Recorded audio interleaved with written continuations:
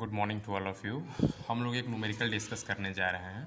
तो न्यूमेरिकल क्या है आइए देख लेते हैं। कह रहा है numerical consider three charges Q Q and minus Q placed at the vertices of an equilateral triangle of each side L. What is the force on each charge. कहने का मतलब ये है कि न्यूमेरिकल ये कह रहा है कि अगर आपके पास कोई एक इक्विलेटरल ट्रायंगल हो इस तरीके से और इस ट्रायंगल के तीनों वर्टिसेस पे तीन चार्ज रखे हुए हैं। तो मान लेते हैं यहाँ क्यू रखा है, यहाँ क्यू रखा है और ये माइनस क्यू यहाँ रखा है। और फिर क्वेश्चन में ये भी कह रहा है कि ये इक्विलेटरल ट्रायंगल की जो साइड है वो कितनी है। अगर ये एल होगी तो भाई जाहिर सी बात है कि तीनों साइड बराबर होगी, क्योंकि ये एक ऐसा ट्रायंगल है, इक्विलेटरल ट्रायंगल है।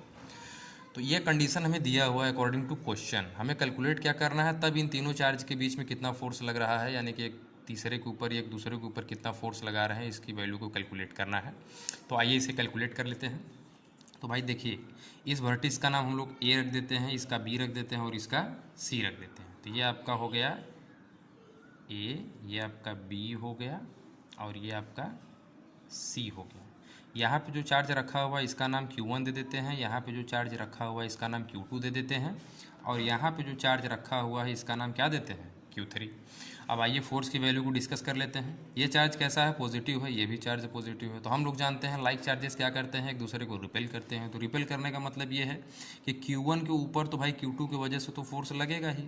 तो जब फोर्स लगेगा वो फोर्स कैसा होगा, रिपल्सिव होगा। तो जब रिपल्सिव होगा तो इस फोर्स का डायरेक्शन क्या होगा, एलॉन्ग द लाइन होगा, लेकिन चार्ज से दूर की तरफ होगा, यानी कि डायरेक्शन फोर्स का ये होगा।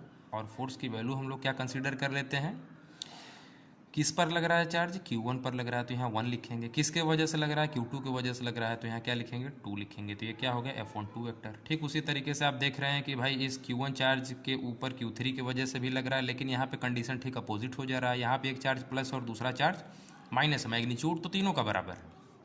ठीक है, तो यहाँ पे भाई जो फोर्स लगेगा वो कैसा हो जाएगा, उसका नेचर अट्रैक्टिव नेचर हो जाएगा। यानी ये निगेटिव है, ये पॉजिटिव है। तो आप जानते हैं कि अनलाइक चार्जेस क्या करते हैं, अट्रैक्ट ईच अदर, यानी कि फोर्स का जो डायरेक्शन होगा अलॉन्ग द लाइन होगा, लेकिन इस चार्ज से दूर की तरफ और निगेटिव चार्ज के तरफ होगा। तो इस फोर्स का क्या नाम देंगे हम लोग, चार्ज किस पर लग रहा है, Q1 पर लग रहा है तो यहाँ क्या लिखेंगे, 1 लिखेंगे। किसके वजह से लग रहा है, Q3 की वजह से लग रहा है तो यहाँ क्या लिखेंगे, 3 लिखेंगे। ठीक उसी तरीके से फिर अब हम लोग इसको भी डिस्कस कर लेते हैं। अब आप यहाँ पे देख रहे हैं भाई Q2 पर Q1 और Q3 दोनों चार्ज के वजह से फोर्स लगेगा। तो इसके फोर्स के डायरेक्शन को जब स्पेसिफाई करेंगे तो भाई ये दोनों चार्ज फिर से आपस में क्या है, पॉजिटिव है, यानी कि एक दूसरे को रिपेल करेंगे। तो अब यहाँ पर भी फोर्स लगेगा, किस पर लग रहा है, 2 पर लग रहा है। किसके वजह से लग रहा है, 1 की वजह से लग रहा है तो यहाँ क्या लिखेंगे, F21 वेक्टर हो जाएगा। फिर आप देख रहे हैं यहाँ पे Q3 और Q2 जो है ये दोनों अपोजिट साइन के हो जा रहे हैं, तो इनके बीच में भी तो फोर्स लगेगा, लेकिन कंडीशन ये होगा कि यहाँ पे फोर्स ऑफ अट्रैक्शन लगेगा। तो अट्रैक्शन होने की वजह से जो फोर्स का डायरेक्शन हो जाएगा वो भाई ये इसको अट्रैक्ट कर रहा है, अट्रैक्ट करने की वजह से फोर्स का डायरेक्शन ऊपर की तरफ हो गया। तो अब यहाँ पे क्या लिखेंगे फोर्स की वैल्यू, यह फोर्स की वैल्यू क्या हो जाएगी, किस पर चार्ज लग रहा है, 2 पर लग रहा है। किसके वजह से लग रहा है, 3 के वजह से लग रहा है तो यहाँ क्या लिखेंगे, F23 वेक्टर। आप चाहें तो वेक्टर न भी लिख सकते हैं यहाँ पर, चूँकि आप न्यूमेरिकल सॉल्व कर रहे हैं। अच्छा, अब यहाँ पे क्या हो जाएगा कंडीशन, भाई माइनस Q पर भी यानी कि Q3 पर भी तो Q1 और Q2 की वजह से फोर्स लग रहा है। तो यहाँ पे जब फोर्स की वैल्यू को आप डिफाइन करेंगे तो क्या हो जाएगा, भाई यहाँ चार्ज कैसा है, निगेटिव है और यहाँ पॉजिटिव है। तो ये वाला चार्ज इसको क्या करेगा, अट्रैक्ट करेगा, यानी फोर्स का डायरेक्शन क्या होगा, नीचे की तरफ होगा और टुवर्ड्स Q1 होगा। तो फोर्स की वैल्यू यहाँ पर क्या लिखेंगे आप, फोर्स की वैल्यू क्या हो जाएगी आपकी, किस पर लग रहा है, 3 पर लग रहा है। किसके वजह से लग रहा है, 1 की वजह से लग रहा है। तो ये क्या हो जाएगा, F31 वेक्टर।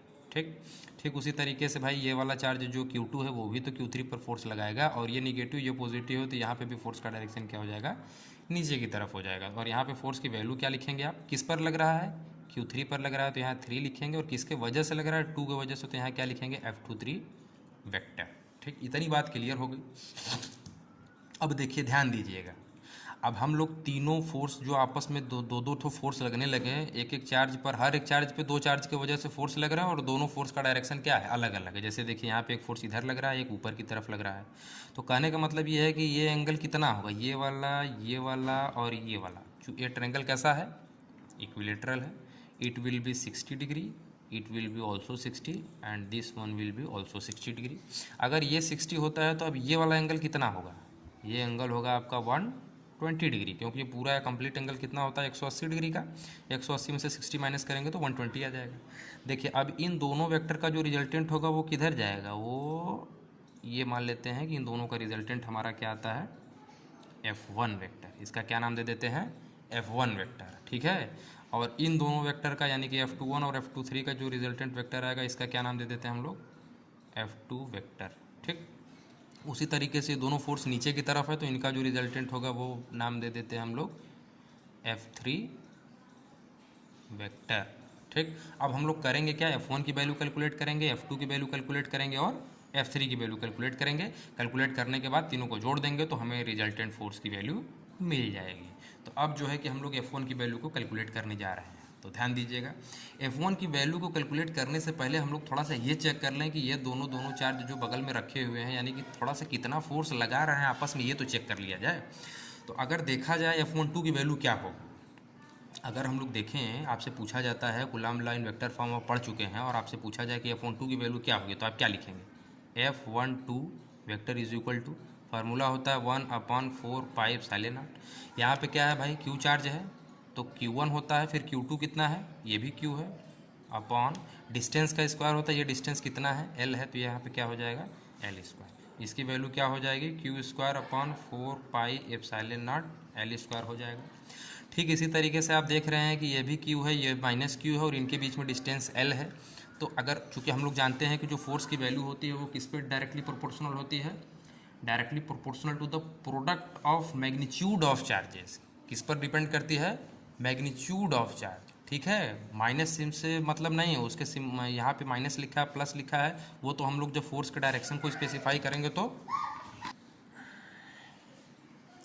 फिर उसी तरीके से आप जो है कि जब इसकी वैल्यू को कैलकुलेट करेंगे, सारे फोर्स की वैल्यू को कैलकुलेट करेंगे तो सब बराबर आएगा। एक आध दो ठो हम करके दिखा दे रहे हैं आपको, जैसे F12 आपने कैलकुलेट किया, अब उसी तरीके से आप F13 कैलकुलेट करिए। देखिए F13, तो F13 जब कैलकुलेट करेंगे तो इसकी वैल्यू क्या आ जाएगी भाई, फार्मूला होता है 1/4 पाई एप्सिलॉन नॉट, चार्ज का प्रोडक्ट होता है। तो F13 हम लोग कैलकुलेट कर रहे हैं, ये चार्ज Q है और ये वाला माइनस Q है, तो Q इंटू, आप ध्यान दीजिएगा प्रोडक्ट ऑफ मैग्नीट्यूड होता है तो माइनस हम लोग यहाँ पे नहीं लिखेंगे क्योंकि हम लोग डायरेक्शन को यहाँ पे कंसिडर कर रहे हैं। और यहाँ पे डिस्टेंस कितना है L है, तो यहाँ पे डिस्टेंस का स्क्वायर होता है, तो इसकी वैल्यू भी क्या आ रही है Q square upon 4 pi epsilon not L square. तो आप यहाँ से देख सकते हैं कि F12 की वैल्यू किसके बराबर है, F13 के बराबर है। आप इसी तरीके से कैलकुलेट करिएगा, F21 की वैल्यू F23 के बराबर आएगी और F31 की वैल्यू F32 के बराबर आएगी। और फाइनली आप क्या कंक्लूड कर पाएंगे, आप कंक्लूड ये करेंगे कि F12 की वैल्यू F13 के बराबर होगी और इनकी भी वैल्यू भाई डिस्टेंस सब में सेम है, चार्ज का मैग्नीट्यूड भी सेम है, तो हर एक फोर्स का वैल्यू क्या होगा, आपस में बराबर होगा। तो F12 की वैल्यू F13 के बराबर होगी, F21 की वैल्यू F23 के बराबर होगी और इसकी वैल्यू किसके बराबर होगी, F32 की वैल्यू F31 के बराबर होगी। और ये 6 के 6 फोर्स आपस में क्या होंगे, इक्विवेलेंट होंगे, ठीक है। और इनका नाम, पूरे का नाम हम लोग क्या दे देते हैं, F, ठीक है। और इस F की वैल्यू क्या है, ये, ठीक। अब हम लोग क्या करेंगे, बारी बारी F1 कैलकुलेट करेंगे, F2 कैलकुलेट करेंगे और F3 कैलकुलेट करेंगे, ठीक है। तो F1 कैलकुलेट करने के लिए अब आप लोग तैयार हो जाइए। तो F1 की वैल्यू देखिए क्या होगी, F1 इज इक्वल टू, आप देख रहे हैं कि F1 क्या है, रिजल्टेंट है किसका, F12 और F13 का, और इनके बीच में एंगल भी आपको क्लियर हो गया 120 डिग्री। क्लास 11th में आप लोगों ने पढ़ा होगा parallelogram law of vector addition, क्या पढ़ा होगा, parallelogram law of vector addition. तो इसको अगर थोड़ा सा हम लोग डॉटेड लाइन से यहाँ पे ऐसे मिलाएं और इसे ऐसे मिलाएं तो ये क्या बन जा रहा है, पैरेललोग्राम बन जा रहा है, ठीक है।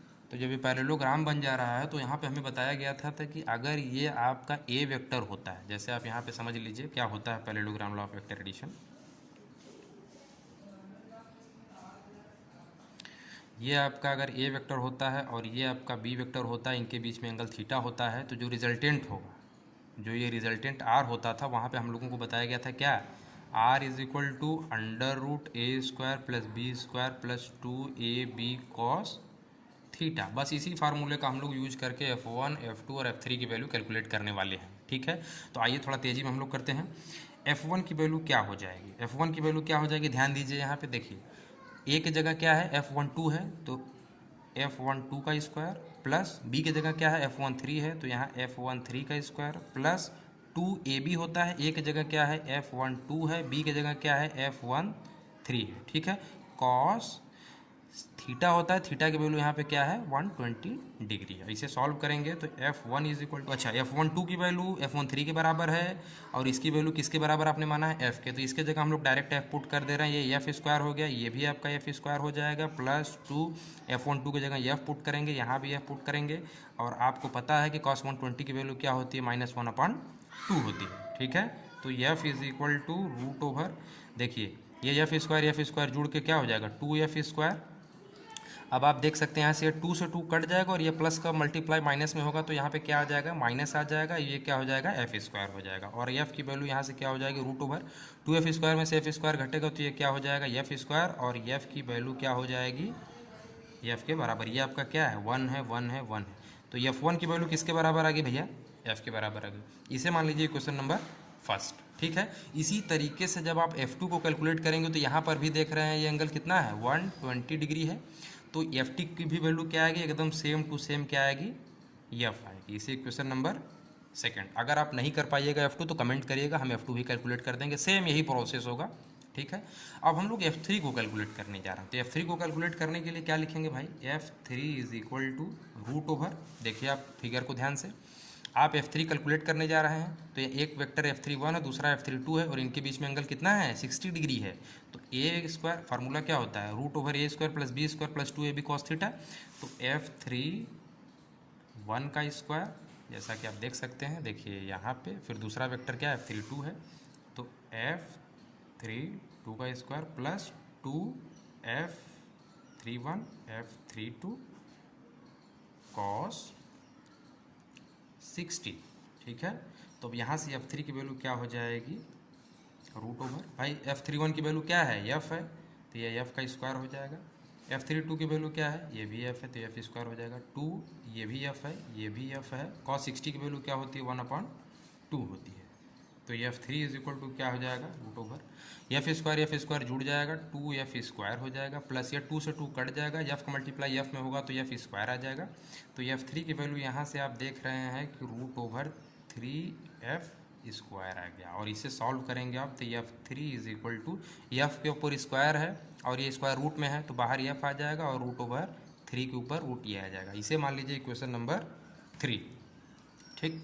तो ये जो F3 का आप डायरेक्शन देख रहे हैं ये क्या है नीचे की तरफ है, इधर है टूवर्ड्स डाउनवर्ड है, जबकि F1 का डायरेक्शन क्या है एक इधर जा रहा है और F2 इधर जा रहा है, तो अब भाई अब जो हमको जो है कि रिजल्टेंट निकालना है F1 का F2 का F3 का, तो ये रिजल्टेंट तो तब हम लोग निकाल पाएंगे जब F1 और F2 का दोनों का रिजल्टेंट डायरेक्शन हम लोग कैलकुलेट करें, तो F1 और F2 का जो रिजल्टेंट होगा वो क्या होगा भाई, देखिए ये इसको हम लोग डॉट लाइन से थोड़ा सा नीचे लाते हैं और इसे भी थोड़ा सा नीचे लाते हैं और ये एंगल कितना बनेगा आपका 60 डिग्री का बनेगा, क्यों आया तो दूसरे तरीके से आप ये भी समझ सकते हैं ये वाली लाइन इसके पैरेलल है, तो जाहिर सी बात है कि भाई जब ये वाला एंगल आपका जो है कि 60 डिग्री का बन रहा है तो ये वाला भी एंगल जो है कि इन दोनों के बीच में 60 डिग्री का बनेगा। तो अब यहाँ से हम लोग F1 और F2 का रिजल्टेंट निकालेंगे तो क्या लिखेंगे resultant of F1 vector and F2 vector, तो ये क्या हो जाएगा भाई मान लेते हैं इनका जो रिजल्टेंट है वो F0 मान लेते हैं, ठीक है। तो यहाँ से क्या लिखेंगे F0 vector is equal to root over F1 का स्क्वायर प्लस F2 का square plus 2F1 F2 cos 60 degree, ठीक। तो ये आपका हो जाएगा 60 डिग्री। अब यहाँ से F0 की जो वैल्यू आने वाली है वो क्या है F1 की वैल्यू F2 की वैल्यू सब क्या है भाई, देखिए F1 और F2 क्या है F के ही तो बराबर है, फ्रॉम इक्वेशन नंबर फर्स्ट और सेकंड से आप देख सकते हैं F1 की वैल्यू F और F2 की वैल्यू F है, तो यहाँ पे क्या करेंगे F1 की जगह F पुट कर देंगे और F2 की जगह 2 पुट कर देंगे, तो 2F का मल्टीप्लाई F में होगा तो F स्क्वायर हो जाएगा और cos 60 की वैल्यू क्या होती है 1/2 होती है। फिर इससे यहाँ आप देखेंगे F0 की वैल्यू क्या हो जाएगी रूट ओवर F स्क्वायर जुड़ेगा तो 2F स्क्वायर हो जाएगा, 2 से 2 कट जाएगा ये F स्क्वायर हो जाएगा, फिर से F0 की वैल्यू क्या हो जाएगी root over 2F square plus F square 3F square, और इसको आप सॉल्व करेंगे तो F स्क्वायर के ऊपर से स्क्वायर हट जाएगा चूंकि स्क्वायर रूट में है, तो ये F root over 3 question number 4 हो गया। अब थोड़ा सा इनके डायरेक्शन को आप देखिए, ये ऊपर की तरफ जा रहा है ये भी ऊपर की तरफ जा रहा है, तो इनका जो रिजल्टेंट होगा वो क्या होगा ये होगा, क्योंकि ये वेक्टर जब नीचे आ रहा था ये भी नीचे आ रहा था तो इनका रिजल्टेंट डाउनवर्ड्स था। अब ये वेक्टर ऊपर की तरफ जा रहा है ये भी इधर, तो इनका रिजल्टेंट क्या होगा, अपवर्ड्स होगा। अब आप ध्यान दीजिए नीचे कौन आ रहा है, F3 आ रहा है, ऊपर कौन जा रहा है, F1 और F2 का रिजल्टेंट जा रहा है, यानी कि ऊपर कौन जा रहा है, F0 वेक्टर जा रहा है। तो F3 और F0 आप ध्यान से देखिए क्वेश्चन नंबर 3 और 4 को, तो F0 और F3 बराबर है लेकिन दोनों का डायरेक्शन क्या है, अपोजिट है। तो जो रिजल्टेंट होगा F की वैल्यू वो F1 plus F2 plus F3 की जो वैल्यू होगी वो F बराबर, F1 F2 का रिजल्टेंट क्या था भाई, F1 F2 का रिजल्टेंट आपने अभी भी निकाला है F0, तो यहाँ F0 लिखेंगे। और F3 का वैल्यू आपने अभी भी कैलकुलेट किया ऊपर F√3 है, तो यहाँ पे अभी आप F√3 पुट नहीं करेंगे, लेकिन ये जो F3 है इसका डायरेक्शन क्या है, F0 के ठीक अपोजिट है, तो ये आप अपोजिट वेक्टर को किससे रिप्रेजेंट करते हैं, माइनस से, तो यहाँ क्या लिखेंगे, माइनस F3। तो F vector is equal to क्या हो जाएगा आपका, अब F0 की वैल्यू आप जो है कि क्वेश्चन नंबर 4 से इसमें पुट कर देंगे, तो ये क्या है, F√3 है प्लस, और माइनस F3 की वैल्यू क्या है, F√3, और यहाँ पे माइनस है तो यहाँ पे आ जाएगा माइनस, तो F is equal to F√3, और प्लस का माइनस माइनस में होगा, प्लस का मल्टीप्लाई माइनस में, तो यहाँ माइनस F√3, और इसकी वैल्यू क्या हो जाएगी, F इज इक्वल टू, ये प्लस और ये माइनस तो इसे कैंसिल आउट हो जाएगा, और F की वैल्यू क्या होगी, 0। This shows that F1 plus F2 plus F3 is equal to 0, यानी कि जो रिजल्टेंट तीनों चार्जों के ऊपर फोर्स की वैल्यू वो क्या है, 0 है। बहुत ध्यान से इसको 2 बार पढ़ लीजिएगा क्योंकि आपके एग्जाम में कई बार रिपीट करता है।